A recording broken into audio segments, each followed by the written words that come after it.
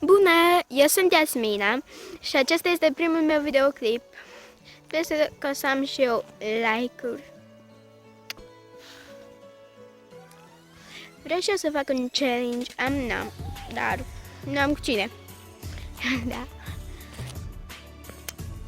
Eu m-am gândit să fac videoclipuri despre trucuri, de frumusețe, cum să arăți bine și mai ales în poze.